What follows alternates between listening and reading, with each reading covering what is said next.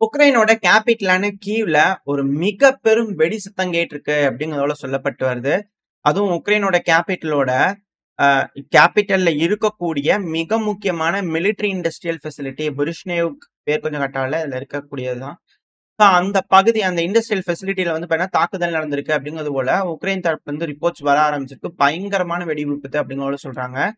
இதனால எந்த அளவுக்கு ஆயுத சேதங்கள் நடந்திருக்கு. ஏன்னா தொடர்ந்து அவங்க லாங் ரேஞ்ச் க்ரூஸ் மிசைல் ட்ரோன்கள், லாங் ரேஞ்ச் ட்ரோன்கள் இது போல தயாரிக்கிறதா சொல்லிட்டு இருந்தாங்க இல்லையா? அதுவும் ட்ரம்ப் அவர்கள் வந்து பார்த்தீங்கன்னா, எலக்ட்ரிக்கல் இன்ஃப்ராஸ்ட்ரக்சர் மேல தாக்குதல் பண்ணக்கூடாதுன்றதுக்காக சீஸ்ஃபயர் ஒப்புதல் வாங்கி வச்சுக்கிறாங்க.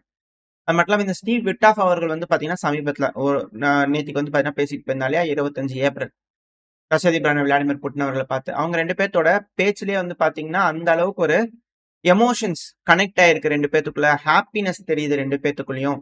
இரு நாடுகளோட உறவு வந்து பார்த்தீங்கன்னா, ரொம்ப ஸ்மூத்தா இருக்கு. எள்ளும் கொள்ளும் வெடிக்கிற மாரி இல்ல. 2 பேத்துக்குள்ளயும் ரொம்ப ஸ்மூத்தா இருக்கு. விட்டாஃப் அவர்கள் வேற லெவல்ல ரிலேஷன்ஷிப்ப டெவலப் பண்ணி கொண்டு போயிட்டாரு அப்படிங்கிறது போல பல அனலிஸ்ட் வந்து கருத்துக்கள் இருக்கு. அது மட்டும் இல்லாம விட்டாஃப் அவர்களே ஷாக் ஆக்கிட்டாராமா ட்ரம்ப ரஷ்ய அதிபரான விளாடிமிர் புட்டின் அவர்கள். என்னன்னா இங்கிலீஷ்ல பேசிட்டாரு விட்டாஃப் அவர்கள்ட்ட. விட்டாஃப் அவர்கள் அப்படிங்கிறதோட ஒரு செகண்ட் வியந்து பார்த்தாரு அப்படிங்கிறதெல்லாம் சொல்லிட்டு இருக்காங்க. அந்த அளவுக்கு கனெக்ஷன் எஸ்டாப்ளிஷ் ஆயிருக்கு அமெரிக்காவோட ரஷ்யாக்கு அப்படிங்கிற மாற்றுக்கருத்துல.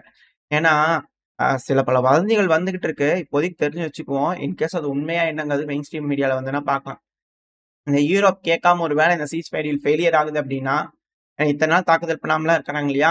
ஒரு வேளை அப்படி நடக்குது அப்படின்னா, ரஷ்யாவுக்கு தேவைப்படக்கூடிய விஷயங்கள்லாம் இதுக்கு மேல அமெரிக்கா தரப்புல இருந்து எய்டுகளா டெலிவரி பண்ணுவாங்களா? ஆயுதங்களா இல்ல, ரஷ்யாவுக்கு வேணுங்கிற உதிரி பாகங்கள் மேல சாங்ஷன்ஸ் போட்டிருக்கலாம் விலக்கிருவாங்களா ரஷ்யா? அமெரிக்கா விலக்கிருவாங்களா ரஷ்யா மேல போட்டதெல்லாம்? ஏன்னா உதிரி பாகங்கள்லாம் தேவைப்படுது இல்லையா? ஏன்னா உக்ரைனோட அதிபரான ஜெலன்ஸ்கி அவர்களோட சொல்லியிருந்தார். அதிகமான உதிரி பாகங்கள் வந்து பார்த்தீங்கன்னா, அமெரிக்கால தயாரிக்கப்பட்டதுன்னு. இதுக்கப்புறம் டைரக்ட்டா விற்பனை ஆரம்பிச்சுருவாங்களா? 2வது டெஸ்லா கம்பெனி கார்கள்லாம் விக்கிறதுக்கான திட்டங்கள் பேசிட்டு இருக்கிறாங்க அப்படிங்கிற போல பலதும் சொல்லிட்டு இருக்கிறாங்க. வதந்திகள் தான். வெயிட் பண்ணி பார்ப்போம். மேபி இரு நாடுகளோட உறவுகள் அடுத்தடுத்த கட்டத்துக்கு போம்போது, மேபி இருக்கலாம் இல்லையா? அப்படிங்கிற போல சந்தேகங்கள் வருது. இப்போ அடுத்தது வந்து பார்த்தீங்கன்னா, ரஷ்யா தாக்குதல் பெருமளவுல பண்ணிட்டு இருக்காங்க. இதுல ரஷ்யா வந்து பார்த்தீங்கன்னா, புதுவிதமான ட்ரோன வந்து இந்த ஒடசா பகுதியில தாக்குதல் பண்றதுக்காக பயன்படுத்திக்கிறாங்க. இந்த ட்ரோனோட வேகம் வந்து பார்த்தீங்கன்னா, 400லேருந்து 500 கிலோமீட்டர் ரேஞ்ச் வரைக்கும் போகும். வேகத்துல முடியும் அப்படிங்கிறது போல சொல்லியிருக்காங்க. இது ஒரு லாங் ரேஞ்ச் ட்ரோன். உக்ரைன் வந்து ஒரு தடவையும் சொல்றாங்க. எங்ககிட்ட இது இருக்கு, அது இருக்கு அப்படின்னு சொல்லிட்டு சில இடங்கள்ல தாக்குதல் பண்றாங்க. ஆனா ரஷ்யா எதையுமே சொல்றதில்ல. கமுக்கமா இருந்து செய்யறது எல்லாத்தையும் செஞ்சுடுறாங்க. அதாவது இழப்புகள் அப்படிங்கிறது வந்து பார்த்தீங்கன்னா, கம்பேரிட்டிவ்லி உக்ரைனுக்கு அதிக அளவுல இருக்கு. ஏன்னா, ரஷ்யா அவங்களுக்கு வேணுங்கிற இலக்குகள குறி வச்சு துல்லியமா தாக்குதல் பண்றதுக்கான ஃப்ரீடம் அவங்க கிட்ட இருக்கு. அவங்க யோசிச்சு அவங்களுக்கு என்ன வேணும் அப்படிங்கிறத பார்த்து அத லாக் பண்ணி அட்டாக் பண்றதுக்கு எந்த அளவுக்கு எக்ஸ்ட்ரீம் வேணுமோ, கம்பைன்ட் ஸ்ட்ரைக் வேணுமா, எது வேணாலும் அவங்க ஃப்ரீடமா யூஸ் பண்றதுக்கு வாய்ப்புகள் இருக்கு. ஆனா அந்த அளவுக்கு ஃப்ரீடம் உக்ரைனுக்கு இருக்கா? செலக்டடான வெப்பன் தான். செலக்டடான பகுதி தான். அதுவும் இன்டெலிஜென்ஸ் டேட்டாலாம் எல்லா டைமும் கிடைக்காது. இது போல பல வகையான ரெஸ்ட்ரிக்ஷன்ஸ் இருக்கறனால, உக்ரைனுக்கு ரொம்ப கஷ்டமா இருக்கு அப்படிங்கிற சில அனலிஸ்ட் அப்படின்னு சொல்லிட்டு இருக்காங்க. இது உக்ரைனுக்கு ஃபேவரா இருக்கிறவங்க. அதனால தாங்க உக்ரைன் தோக்குது. எங்கள தோக்க வைக்கிறதுக்கான காரணமே உதவி பண்றேன்னு வந்தவங்க தான். அப்படிங்குள்ள உக்ரைன் தரப்புங்கிறவங்கலாம் சொல்லிட்டு இருக்கிறாங்க.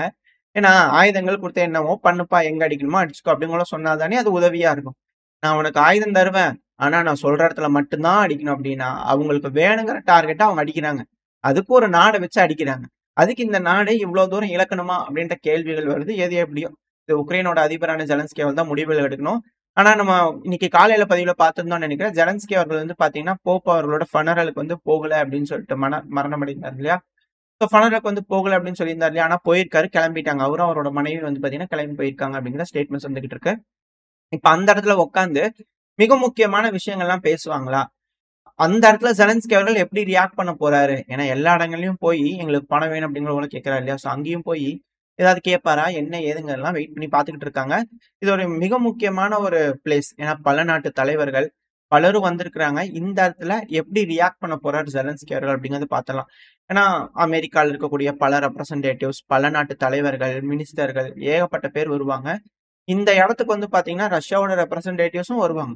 இது போல விஷயங்கள்லாம் இருக்கனால எப்படி பேச்சுவார்த்தைகள் இருக்கும் அப்படிங்கிறது போல கேள்விகளா இருக்கு. வெயிட் பண்ணி பார்ப்போம் என்ன மாதிரியான முடிவுகள் இந்த ரஷ்யா உக்ரைன் பிரச்சனைகள் நடக்குது. ட்ரம்ப் அவர்கள் அடுத்தடுத்த கட்ட வளர்ச்சியை நோக்கி எப்படி கொண்டு போறார் இந்த பேச்சுவார்த்தை அப்படிங்கலாம் வெயிட் பண்ணி பார்த்தரலாம். அடுத்து அப்படியே நம்மளோட இந்தியா, பாகிஸ்தான் பிரச்சனைக்கு வந்துட்டோம் அப்படின்னா, இந்த எல்லை ஓரத்துல வந்து பார்த்தீங்கன்னா, பாகிஸ்தான் தொடர்ந்து அத்துமீறிக்கிட்டே இருக்கிறாங்க. துப்பாக்கி சூடுகள் நடத்திக்கிட்டே இருக்கிறாங்க. இந்த துப்பாக்கி சூடுல வந்து பாத்தீங்கன்னா பண்ணும்போது பதிலடி கொடுக்கும் விதமா நம்மளோட வீரர்கள் சொல்றாங்க. இதை ஹைலைட் பண்ற விதமே வந்து பாத்தீங்கன்னா மேற்குலக தரப்புல இருந்து கரெக்டாவே இல்ல. அவங்களோட மீடியாக்கள் எல்லாமே காமனைஸ் பண்ணி அவங்க வைக்கக்கூடிய ஹெட்லைன்ஸே வந்து பாத்தீங்கன்னா ரொம்ப ரொம்ப தப்பா இருக்குது. இருதரப்புலயும் கன் ஷூட் நடந்திருக்கு அப்படிங்கிறது போல. முதல்ல யார் இனிஷியேட் பண்றாங்க அப்படிங்கறத ஹைலைட் பண்ணுமா இல்லையா? அக்ரஸார் யாரு அப்படிங்கறத சொல்லணுமா இல்லையா? இதே யூரோப்ல நடந்துச்சுன்னா இப்படி நீங்க எழுதுவீங்களா? நம்ம எழுதுறோம் அப்படின்னா நம்மளோட ஜெய்சங்கர் அவர்கள் அந்த டைம்ல தெளிவா சொன்னாங்க. பாடம் என்னதான் சொல்லிக் கொடுத்தாலும் புரிஞ்சுக்க மாட்டேறாங்களே அப்படின்ற கேள்விகள் வருது. அவங்க புரிஞ்சுக்கவும் போறதில்ல. ட்ரம்ப் அவர்களே வார்ன் பண்ணார் நியூயார்க் டைம்ஸ. என்னப்பா ஹெட்லைன்ஸ் வைக்கிறீங்க அப்படிங்கிறது போல இந்த தீவிரவாத தாக்குதல் நடந்ததுக்கு அவங்க நார்மலைஸ் பண்ண மாதிரி எழுதுனதுக்கு. அவங்க தொடர்ந்து இந்த மேற்குலக நாடுகளோட மீடியாக்கள் அதை அப்படியே பண்ணி பண்ணி பழகிட்டாங்க. நம்மளும் அதே போல அங்க நடந்துச்சுன்னா காமனைஸ் பண்ணி பழகணும் அப்படிங்கிறது போல இதுக்கு மேல தோணுது. சரி என்ன நடக்குதுன்றது பார்ப்போம். இதுக்கப்புறமா தான் அவங்க மாறுறாங்களான்னு. ஏன்னா இருதரப்புலையும் மாறி மாறி சுட்டுக்கிறாங்க அப்படிங்கிற சொல்றாங்க. பாகிஸ்தான் தரப்பு வந்து இனிஷியேட் பண்றாங்க. அதுக்கு ரெஸ்பான்ஸ் நம்ம குடுக்குறோம் அப்படிங்கிறது போல தானே இருக்கணும். சரி ஓகே. அது அவங்களோட விருப்பம் தெரியுது. என்ன நடக்குது அப்படிங்கிறது தெரியுது. இது போல தொடர்ந்து பாகிஸ்தான் தரப்பு வந்து அத்துமீறிட்டே இருக்கிறாங்க இல்லையா? சோ இது போல தீவிரவாதிகளை அதிக அளவுல ஊடுருவ வைக்கிறதுக்காக ட்ரை பண்ணிக்கிட்டு இருக்காங்க. இத கண்டுபிடிச்சு நியூட்ரலைஸ் பண்ணிக்கிறதுக்காக ஆன்டி டெரர் ஆபரேஷன் வந்து பாத்தீங்கன்னா, இந்த ஜம்மு காஷ்மீர் பகுதியிலாம் பெருமளவுல நம்மளோட ராணுவ வீரர்கள், சிஆர்பிஎஃப், இந்த போலீஸ் தரப்பு வந்து முடுக்கி விட்டுருக்காங்க இல்லையா? அந்த இதுல வந்து பார்த்தா கண்டுபிடிச்சிருக்காங்க. 5 ஹைடவுட்ஸ் கண்டுபிடிச்சிருக்காங்க. இந்த AK-47ஓட குண்டுகள்லாம் பதுக்கி வைக்கக்கூடிய ஹைடவுட்ஸ் வந்து பார்த்தீங்கன்னா கண்டுபிடிச்சிருக்காங்க. தொடர்ந்து நியூட்ரலைஸ் பண்ணிக்கிட்டே இருக்கிறாங்க நம்மளோட ராணுவ வீரர்கள் அப்படிங்கிற மாற்று கருத்து இல்ல. இப்ப இது போல விஷயங்கள்லாம் இருக்கிறதுனால அது அடுத்தடுத்த கட்ட நோக்கி போயிட்டு இருக்கு. அவங்களோட விஷயங்கள் பார்த்தாலே தெரியுது எந்த அளவுக்கு அவங்க வந்து இன்வால்வ் ஆயிருக்காங்க அப்படிங்கிறது போல. அதனால ஜம்மு அண்ட் காஷ்மீர்ல இருக்கக்கூடிய ஹாஸ்பிட்டல்ஸ்க்குலாம் பார்த்தீங்கன்னா உத்தரவுகள் இட்டிருக்காங்க. எந்த டைம்ல வேணாலும் என்ன வேணா நடக்கலாம். ரெடியா இருங்க. எல்லா சிச்சுவேஷனுக்கும் எமர்ஜென்சி சிச்சுவேஷனுக்கு ரெடியா இருக்கணும் அப்படிங்கிற கட்டளைகள் போயிருக்கு. அது கூடவே வந்து பாத்தீங்கன்னா, பாகிஸ்தான்ல இருக்கக்கூடிய பிஒய்சி லீடர் இந்த பலுச்சிஸ்தான்ல இருப்பாங்க இல்லையா? அவங்கள டார்ச்சர் பண்ணதுக்காக அங்க இருக்கக்கூடிய மக்கள்லாம் வந்து பாத்தீங்கன்னா ப்ரொடெஸ்ட் பண்ணிக்கிட்டு இருக்காங்க. அது பெருமளவுல இருக்கு.